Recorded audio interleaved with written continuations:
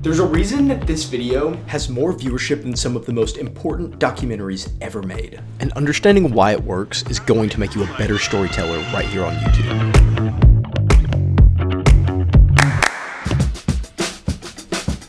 You may have already noticed a style shift among commentary YouTube channels. Curtis Connor, Drew Gooden, and Danny Gonzalez are using 3 tactics from Hollywood to make their YouTube videos that much better. Every great story has a protagonist that wants something really bad. In fact, the more obsessed a character is with achieving their goal, the more that we want to see them win.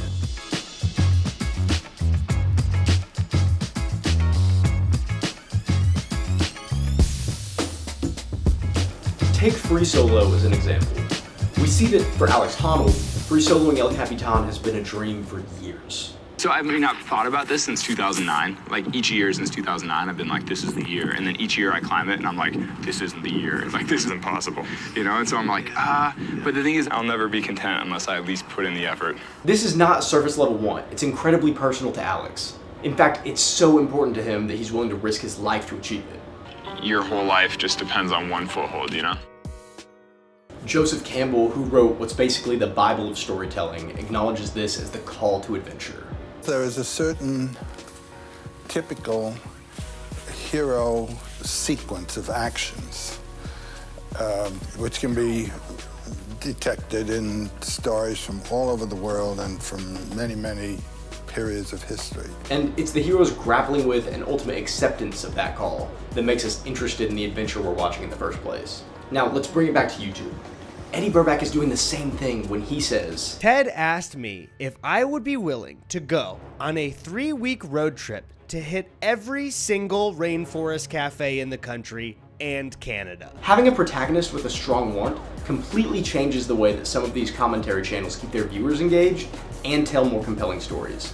That's even if the protagonist is the creator themselves. That is, quite possibly, the stupidest idea for a trip I have ever heard in my life, and I am in. Filmmakers call this reflexive documentary. It's a style where the director inserts themselves into the story and then draws attention to the creation of the documentary. Right now, I am at a low, energy-wise, mental health-wise.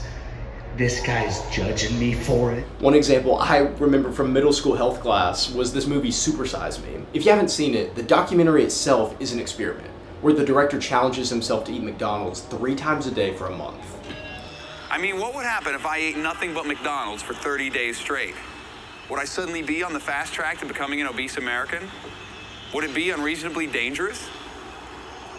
Let's find out. Tell me you haven't seen YouTube videos with a similar premise. I am not eating any food for the next 30 days. So he wants to shed light on the dangers of the fast food industry, but to do that he's going to face strained relationships and deterioration of his physical and mental health. I felt depressed and exhausted most of the time. It's hard for me to watch him go through this, I gotta tell you. That brings us to our second storytelling tactic.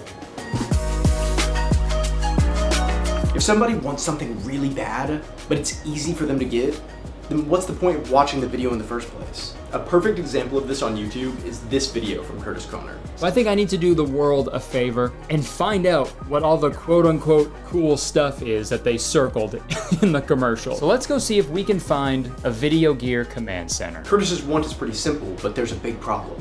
The gaming chair that he wants is nowhere to be found.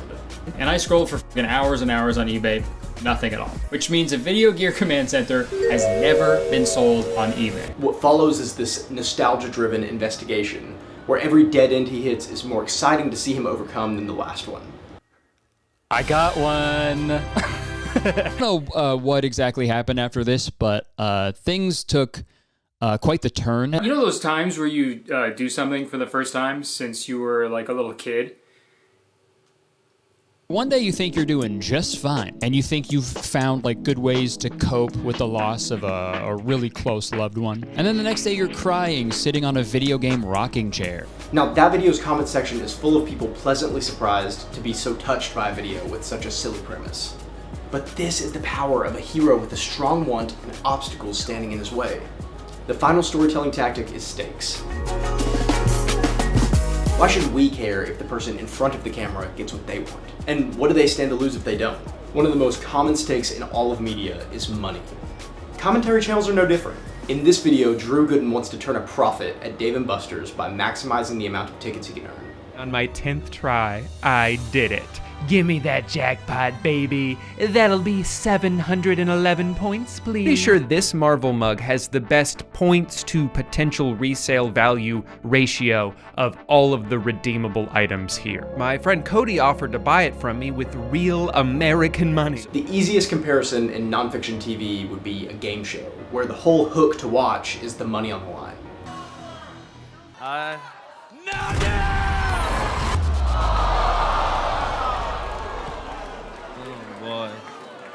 Ooh. But let's look at a more fun example. This is Nathan for you. In this show, Nathan helps struggling businesses in unconventional ways. So if Amir could somehow attract more birds to specific trees that overhang the streets nearby, demand for his services would surely go up. Birds. In every episode, the life of a small business is at stake. And that's why we get so excited during a scene like this. There's a car wash down the street. They can do a really good job of taking it off. If you want, there's a coupon. My plan was finally paying off. You got chickens up in that tree. The droppings were actually encouraging drivers to pay a visit to the car wash. So in both cases, there are real monetary stakes. But what keeps us hooked are the unspoken stakes for us. Will this crazy idea work? With Drew's video, I was especially engaged because, at least for me, his success would mean the validation of one of my childhood dreams. Am I gonna somehow turn this into a full-time job? You never know. If you're interested in becoming a better storyteller in the creator economy, then click the link on the screen and subscribe for more YouTube Film School.